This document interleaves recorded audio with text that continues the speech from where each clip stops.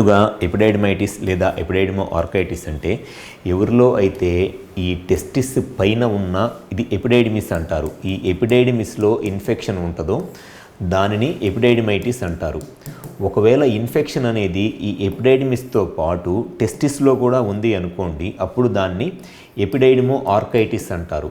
So ఎపిడైడిమైటిస్ అంటేనేమో only ఈ epididymis పార్ట్లో ఇన్ఫెక్షన్ ఉంటే ఎపిడైడిమైటిస్ అంటారు. ఎపిడైడిమో ఆర్కైటిస్ అంటే ఈ ఎపిడైడిమిస్తో పాటు టెస్టిస్లో కూడా ఇన్ఫెక్షన్ ఉంటే దాన్ని ఎపిడైడిమో ఆర్కైటిస్ అంటారు.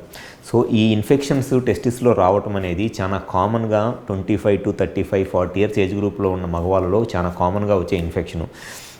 అయితే ఈ ఎపిడైడిమిస్ ఇన్ఫెక్షన్స్ రావడానికి ఒక ముఖ్యమైన రీజన్ను సెక్షువల్ కాంటాక్ట్స్. ఎవరైతే మల్టిపుల్ సెక్షువల్ పార్ట్నర్స్తో ఎక్కువ మందితో ప్రొటెక్షన్ లేకుండా సెక్షువల్గా కలుస్తారో అట్లాంటి మగవాళ్ళలో చాలామందిలో ఈ టెస్టిస్లో ఇన్ఫెక్షన్ రావటం అనేది చాలా కామన్గా ఉండే ఒక ఇన్ఫెక్షను.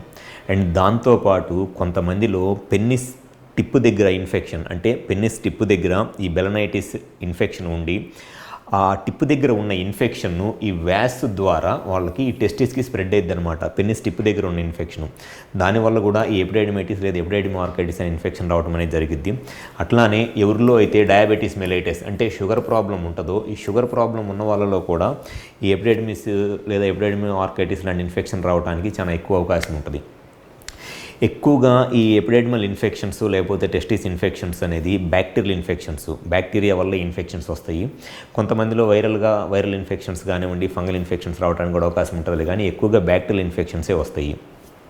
సో ఈ ఇన్ఫెక్షన్స్ వచ్చినప్పుడు జనరల్గా ఆ మగవాళ్ళలో కనపడే ఒక లక్షణం ఏంటి అని అంటే టెస్టిస్ అంతా స్వెల్లింగ్ వచ్చింది. నార్మల్గా ఈ సైజు ఉన్న టెస్టిస్ ఇన్ఫెక్షన్ కనుక వచ్చినట్లయితే సడన్గా ఈ సైజ్ అయిపోయింది, టెస్టిస్ సైజ్ అనేది బాగా పెరిగిద్ది. దాంతోపాటు పెయిన్, ఫీవర్ వచ్చిద్ది అనమాట. టెస్టిస్ అంతా లావుగా అయిపోయి పెయిన్, ఫీవర్ వచ్చిద్ది. అండ్ కొన్నిసార్లు వాళ్ళకి ఈ సెమెన్ అవుట్ అయినప్పుడు లేకపోతే యూరిన్ పోసుకుంటున్నప్పుడు కూడా యూరిన్లో కూడా ఇన్ఫెక్షన్ ఉండి యూరిన్ కూడా మంటలాగా రావడానికి అవకాశం ఉంటుంది.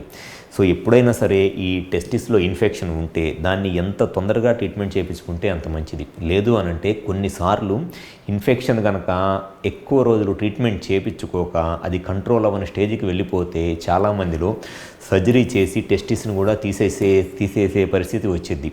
చాలామందిలో జనరల్గా జరిగిద్ది ఆ పరిస్థితి కూడా. ఎందుకంటే టెస్టిస్ ఇన్ఫెక్షన్ ఎంత ఎర్లీగా పెయిన్ స్టార్ట్ అయినప్పుడు చెక్ చేయించుకొని ఎంత ఎర్లీగా ట్రీట్మెంట్ చేయించుకుంటే అంత ఈజీగా కంట్రోల్ అయిపోయింది. ఒకవేళ ఆ ఎర్లీ స్టేజెస్లో ఇన్ఫెక్షన్ ఉన్నప్పుడు దాన్ని కరెక్ట్గా ట్రీట్మెంట్ చేయించుకోకుండా నెగ్లెక్ట్ చేస్తే తర్వాత అది యాంటీబయాటిక్స్తోనూ మెడిసిన్స్తో కూడా కంట్రోల్ అయ్యే స్టేజ్ లేక చాలామందిలో టెస్టిస్ తీసేయాల్సిన పరిస్థితి కూడా వచ్చే అవకాశం ఉంటుంది.